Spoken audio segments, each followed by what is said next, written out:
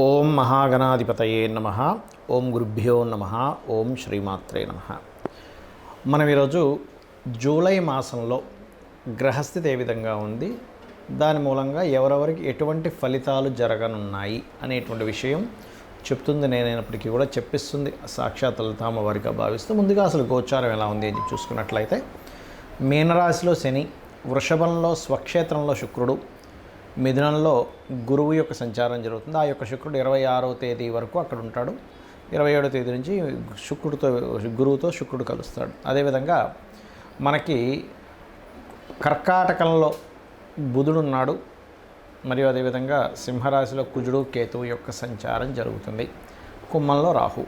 ఇక చంద్రుడు ప్రతి 2.5 రోజులకు ఒక్కో రాశి మారుతూ ఉంటాడు.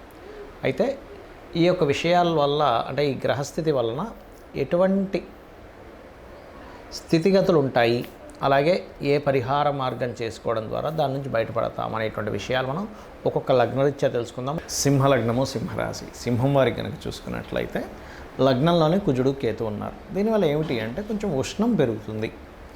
ఉష్ణం పెరగడము, కొంచెం బీపీ లెవెల్స్ ఉన్నవారు కాస్త జాగ్రత్తగా ఉంటే సరిపోతుంది. కాస్త మీరు ఏదైనా ఒక్కోసారి చూడండి, కొన్ని కోర్సెస్ చేయాలని వెళ్ళి, హైయర్ ఎడ్యుకేషన్ విషయంలో కావచ్చు, నార్మల్ కోర్సెస్ అయినా కావచ్చు, అయ్యో ఇక్కడ నేను స్ట్రక్ అయిపోయాను అనేటువంటి ఫీలింగ్ కూడా ఇస్తుంది. అయితే దీన్ని మీరు తగ్గించుకోవడం చాలా సింపుల్ టెక్నిక్ ఒకటి చెప్తాను, అది పాటించండి, సరిపోతుంది. ఉదయం నిద్ర లేచిన వెంటనే కూడా ఒక 10 నిమిషాలు, కనీసం 10 నిమిషాలు, లేదంటే నాకు చాలా హ్యాపీగా ఉంది ఇంకా ఎక్కువసేపు మెడిటేషన్ చేసుకుంటే అనుకుంటే 20 నిమిషాలు, అరగంట, గంట అయినా చేసుకుంటే ప్రాబ్లం లేదు. ఎంత ఎక్కువసేపు చేస్తే అంత ఎనర్జీ బాగుంటుంది. చక్కగా కూర్చొని కళ్ళు మూసుకొని ఓం మహాగణాధిపతయే నమః, ఓం స్కందాయ నమః, ఇది మనసులో అనుకుంటూ ఉండండి, బయటకు అనాల్సిన పర్లేదు. మనసులో అలా అనుకుంటూ ఆ మంత్రం మీదే ధ్యాస మొత్తం దాని మీదే పెట్టండి. మీకు ఎంత రిలీఫ్ వస్తుందంటే ఆరోగ్యపరంగా కానివ్వండి, మానసికంగా కానివ్వండి, అన్ని విధాలా మంచి రిలీఫ్ వస్తుంది మీకు. కొంతమందికి ఏంటంటే శిరోవేదన కూడా వస్తుంది, కుజకేతు లగ్నంలో ఉన్నప్పుడు వేడి కురుపులు వస్తుంటాయి, ఇవన్నీ కూడా తగ్గుతాయి. ప్లస్ ఇంకోటి ఏంటంటే కొంచెం చాలా మటుకు మెంటల్ రిలీఫ్ వస్తుంది దీనివల్ల. అలాగే ఫైనాన్షియల్గా చూసుకుంటే ఉన్న ప్రదేశం కాకుండా ఇతర ప్రదేశాలకు వెళ్ళడం ద్వారా ఫైనాన్షియల్ గ్రోత్ ఉంటుంది. ఉద్యోగంలో కూడా కాస్త ధనపరంగా యోగ్యత, అంటే ధనపరంగా ఉండేటువంటి ఇవి కొంచెం వరకు పెరుగుతాయి.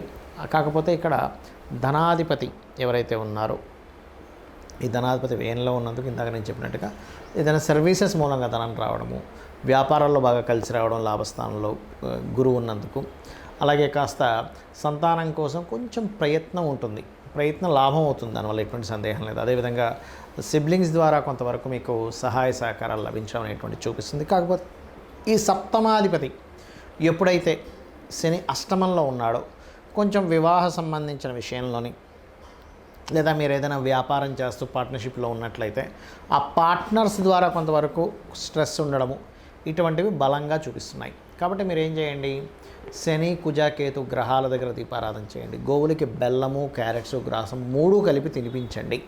దీనివల్ల ఏమవుతుందంటే చాలా మటుకు రిలీఫ్ అనేటువంటిది మీకు రావడం జరుగుతుంది. అదేవిధంగా దక్షిణామూర్తి యొక్క స్తోత్ర పఠనం ఎక్కువగా చేయండి. ఎంత మీరు దక్షిణామూర్తి యొక్క స్తోత్ర పఠనం చేస్తారో అంత బాగుంటుంది. మరియు మీ యొక్క సంతానానికి కూడా సంతానాధిపతి లాభంలో ఉన్నందుకు వారికి కూడా కొంతవరకు ఇన్కమ్ జనరేట్ అవడం లాంటివి బలంగా చూపిస్తున్నాయి. అయితే మీరు కాస్త అష్టమ శని అనేటువంటిది కొంచెం భయపడుతున్నారు. సడన్ నిర్ణయాలు ఏమీ తీసుకోకండి ఈ అష్టమ శనిలో. అదొక్క జాగ్రత్త కనుక తీసుకోగలిగితే మీకు అన్ని విధాలా బాగుంటుంది. మీరు ఏదైనా వివాహ సంబంధించిన ప్రయత్నాలు చేసేటట్టయితే అబ్రాడ్, అంటే విదేశాల్లో ఉండేటువంటి వారిది ప్రయత్నం చేయండి, ఖచ్చితంగా మీకు బాగుంటుంది. నన్ను చాలామంది అడుగుతున్నటువంటి కొన్ని ప్రశ్నలకి ఇప్పుడు ఈ వీడియోలో నేను మీకు చెప్తాను. చాలామంది ఏంటంటే నన్ను అడుగుతున్నటువంటిది, అసలు ఒక జన్మజాతకం తీసుకున్నప్పుడు అందులో అస్సలు మహాదశ కానివ్వండి, యోగాలు కానివ్వండి సరిగ్గా లేక చాలా దారుణమైనటువంటి స్థితిలో ఉన్నప్పుడు కూడా మనం బయటపడవచ్చా అన్నది చాలామంది అడిగారు. నేను ఒకటే గుర్తుపెట్టుకోండి, మొట్టమొదటిగా మనం అర్థం చేసుకోవాల్సింది ఏంటంటే, గ్రహాలు మిమ్మల్ని దారుణమైన స్థితిలోకి తీసుకెళ్ళట్లే. మీ యొక్క పూర్వజన్మ కర్మే మిమ్మల్ని ఈ దారుణమైన స్థితిలోకి తీసుకొచ్చింది. అది బ్యాడ్ కర్మ అయితేనేమో ఒక రకంగా ఫైనాన్షియల్గా, హెల్త్ పరంగా, అపకీర్తి పరంగా అన్ని విధాలా ఇబ్బంది పడతాం. గుడ్ కర్మ ఉంటే అదే పరంగా మనిషి ఒక స్టేజ్కి వెళ్తాడు. అయితే మనం ఇక్కడ అర్థం చేసుకోవాల్సింది ఏంటంటే, కర్మ మనల్ని ఆ స్టేజ్కి తీసుకెళ్తుంది. కానీ ఆ కర్మ ప్రదాత అయినటువంటి ఆ యొక్క అమ్మవారు కానివ్వండి, స్వామివారు కానివ్వండి, పరమేశ్వరుడు అనుకోండి, మీరు పూజించేటువంటి ఏ దేవతా స్వరూపమైనా కానీ, అది విష్ణువు, శివుడు, రుద్రుడు ఎవరైనా కానీ, వాళ్ళ చేతిలో వాళ్ళ యొక్క కనుసైకల్లో ఈ విశ్వం మొత్తం తిరుగుతూ ఉంటుంది, గుర్తుపెట్టుకోండి. అయితే మీరు ఎటువంటి గ్రహస్థితిలో జన్మించినా ఒకటి నిత్యము గనక దేవతారాధన చేయడము, జస్ట్ మీకు ఏ మహాదశ ఏ అంతర్దశ నడుస్తుందో దానికి సంబంధించిన దానం కనుక ఇవ్వగలిగితే ఇంకేం పెట్టుకోకండి, నేను భగవంతుడిని పట్టుకున్నాను, నాకు ఖచ్చితంగా మంచి జరుగుతుంది అనేటువంటి భావనలో ఉంటే 100% సెట్ అవుతుంది. ఇక రెండవ ప్రశ్న ఏంటంటే, కొంతమంది ఈ మధ్య నన్ను అడిగారు, ఏమండి ఇప్పుడు ఇవాళ రేపు ఎక్కువ సిజరన్స్ అవుతున్నాయి కదా, సిజరన్లో పుట్టినటువంటి వ్యక్తికి కూడా గ్రహాల యొక్క ప్రభావం పడుతుందా అని. ఒకటే గుర్తుపెట్టుకోండి, మనకి పూర్వజన్మ కర్మ వల్ల గ్రహ ప్రభావం అనేది మన మీద ఉంటుంది. ఇప్పుడు సిజరన్లో పుట్టినంత మాత్రం ఆ వ్యక్తి జ్వరం లేకుండా లేదు, ఆ వ్యక్తికి అంటే సి సెక్షన్ చేసి బయటికి తీస్తారు న్యాచురల్గా కాకుండా. అదేవిధంగా ఆ వ్యక్తికి ఏ ఇబ్బందులు రాకుండా ఉండట్లేదు, ఎందుకంటే మంచి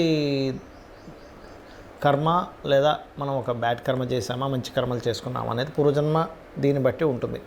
అయితే ఇక్కడ మరొక క్వశ్చన్ దీనికి అనుసంధానంగా ఏమడుగుతున్నారంటే, ఇప్పుడు మనం పెట్టినటువంటి ఒక ముహూర్తంలో పెట్టుకుంటాం అంటే చాలామంది అడుగుతుంటారు, ఏమండి ఇలాగా న్యాచురల్ డెలివరీ అవ్వదు, సో మీరు ఎవరినైనా పురోహితుల్ని లేకపోతే ఆస్ట్రాలజర్ని కనుక్కొని పలానా 1 వీక్లో మీరు ఒక మంచి రోజు చూసుకొని చేసుకోండి, పలానా టైం అని చెప్తూ ఉన్నప్పుడు ఆస్ట్రాలజర్ని సర్వసాధారణంగా తల్లిదండ్రులు వాళ్ళు పడ్డ కష్టాలు కాకుండా వాళ్ళ పిల్లలైనా బాగుండాలనేటువంటి ఒక మంచి ఆలోచనతో వస్తారు. తద్వారా పలానా రోజు చేసుకోండి బాగుందని చెప్పడం జరుగుతుంది. అయితే ఇక్కడ ఏంటంటే క్వశ్చన్ ఏంటంటే, చాలామంది మరి అలాగ మనం ముహూర్తం పెట్టినప్పుడు ఆ వ్యక్తికి అన్ని కర్మలు పోతాయా ఒక మంచి ముహూర్తంలో పుట్టినప్పుడు అంటే, ఒకటే చెప్తానండి మీకు, మనం పెట్టడం కాదు అసలు అక్కడ ముహూర్తం. ఆ జీవుడు అక్కడ పుట్టాలని రాసి పెట్టుంటే ఈ యొక్క ఆస్ట్రాలజర్కి కావచ్చు లేదా పంతులు గారికి ఎవరికైనా మన టెంపుల్స్లో ఉండే పురోహితులు ఎవరైనా పలానా రోజు చేసుకోండి అని చెప్పినప్పుడు వాళ్ళ ఆ జాతకుడు మంచి పుణ్యకర్మలు చేసుకుని ఉంటే ఖచ్చితంగా ఆ టైంకి పుట్టేస్తాడు వీళ్ళు పెట్టిన ముహూర్తానికి. లేదనుకోండి, నేను చాలా కేసెస్ చూసింది ఏంటంటే, మంచి ముహూర్తం పెట్టినా కూడా జీవుడికి ఆ టైంలో పుట్టే యోగం లేదు. అంటే ఆ జీవుడు పలానా కర్మలు అనుభవించడానికి ఒక పర్పస్ కోసం పుడతారు. ప్రతి ఒక్కరు కూడా ఖచ్చితమైన ఒక పర్పస్ ఉంటుంది, ప్రతి జీవి ఒక పర్పస్ కోసం పుడుతుంది. ఆ పర్పస్ కోసం పుట్టేటప్పుడు ఏ సమయంలో పుట్టాలో ముందే డిసైడ్ అయి ఉంటుంది.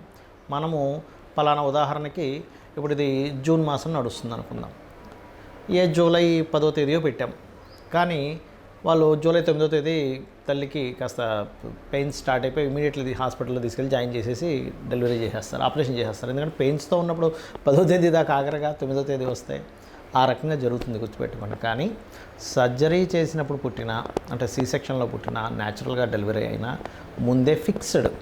కాకపోతే ఏంటంటే కొంచెం వీళ్ళు చేసుకున్న పుణ్యం ఉంటుంది, తల్లిదండ్రులు చేసుకున్న పుణ్యకర్మలు ఏవైనా ఉంటాయి, అవి కొంతవరకు వీళ్ళని సరైన సమయంలో పుట్టేలాగా కూడా తోడ్పడుతుంది. అయితే ఇక్కడ చాలామంది ఏంటంటే భయపడుతున్న అంశాలు ఏలినాడు శని, కాలసర్ప యోగం, ఇది చాలా పెద్ద ఎఫెక్ట్ ఇస్తుంది అనేటువంటిది ఒక మిత్తులో ఉంటున్నారు. ఒకటి గుర్తుపెట్టుకోండి, నేను చాలా వీడియోలు చెప్పాను, మళ్ళీ చెప్తున్నా, 180 మంది ప్రెసిడెంట్ల జాతకాలు నెట్లో నేను సెర్చ్ చేసి చూశాను. అందులో 90% ఆఫ్ ఈ యొక్క ప్రెసిడెంట్లకి కాలసర్ప యోగం ఉంది. అంటే ఒక్కసారి మనం ఆలోచించినట్లయితే, మరి వాళ్ళు ప్రెసిడెంట్లు అయ్యారే కాలసర్ప యోగం ఉన్నప్పుడు మనం ఎందుకు మన జీవితం ఏదో పాడైపోతుందని ఆలోచిస్తున్నాము అనే ఒక్క చిన్న లాజిక్ పాయింట్ మీరు అర్థం చేసుకుంటే సెట్ అవుతుంది. అంటే ఎందుకు అంటే వాళ్ళ పర్సనల్ చార్ట్స్లో ఓ దేశానికి నాయకుడు అయ్యే యోగం ఉంది. కొంతమందికి కాలసర్ప యోగం ఉన్నప్పుడు మంచి డాక్టర్స్ అయ్యారు, మంచి లాయర్లు అయ్యారు, ఐఏఎస్లు ఐపీఎస్లు కూడా ఉన్నారండి. ఇంకా చెప్పాలంటే అంటే ఏమిటి అంటే వాళ్ళ కాలసర్ప యోగం కేవలం మనకు శాస్త్రంలో చెప్పింది ఏమిటి అంటే, మీకు చాలా స్పష్టంగా నేను చెప్పబోయేది ఒకటే, కేవలం ఇది దేశకాల పరిస్థితులకు మాత్రమే కాలసర్ప యోగాన్ని చూడాలి, జన్మజాతకానికి అసలు అప్లై చేయకూడదు. గుర్తుపెట్టుకోండి. ఏమండి లేదండి నాకు దానివల్ల అవుతుంది, అదంతా మిమిత్తని చెప్తాను నేను. ఖచ్చితంగా మీ యొక్క నెగటివ్ థింకింగ్ వల్ల అలా అనిపిస్తుంది, దీనివల్లే అవుతుందేమో అని. కానీ వేరే కారణాలు ఉంటాయి. సంపాదించలేకపోతున్నాము, సెకండ్ లార్డ్ ఎక్కడో ఇబ్బంది పడి ఉంటాడు, ఉద్యోగం రావట్లేదండి కాలసర్ప యోగం వల్ల. మీ 10th లార్డ్ చూడండి ఫస్ట్, మీ 10వ అధిపతి ఏమిటి, ఎలా ఉంటుందంటే అన్నిటికీ కూడా తలనొప్పి వచ్చిన కాళ్ళకి ఆయిల్ రాసుకున్నట్టుగా ఉంటుంది పరిస్థితి. కాబట్టి అలా కాదు. 10వ అధిపతి ఏమిటి, వివాహం అవ్వట్లేదు కాలసర్ప యోగం అనుకుంటారు, కాదు. మీ 7వ అధిపతి ఎలా ఉన్నాడు, వివాహ జీవితంలో గొడవలు అయిపోతున్నాయి, విడాకులు అయిపోతున్నాయి. 12వ అధిపతి ఎలా ఉన్నాడో చూడండి. ఆరోగ్యం బాగాలేదు. 4, 5, 6 అధిపతులు ఎలా ఉన్నారో చూడాలి. ఇలా ఒక్కొక్క దానికి పర్టికులర్గా శాస్త్రంలో కొన్ని ఫార్ములాస్, కొన్ని భావాలు చెప్పబడింది. అలాగే ఏలినాడు శని విషయంలో కూడా మీరు గుర్తుపెట్టుకోండి, ఎప్పుడు కూడా శని అనగానే వెంటనే మనం నెగిటివ్గా వెళ్ళిపోయి నాకేం కలిసి రాదు, నేను ఏం చేసినా కలిసి రాదు, అది కాదు. కర్మకారకుడు, కర్మప్రదాత, ఆయనకి ఒక పోర్ట్ఫోలియో ఇవ్వడం జరిగింది. మీ మంచి చెడు కూడా ఆయన ఇస్తాడు.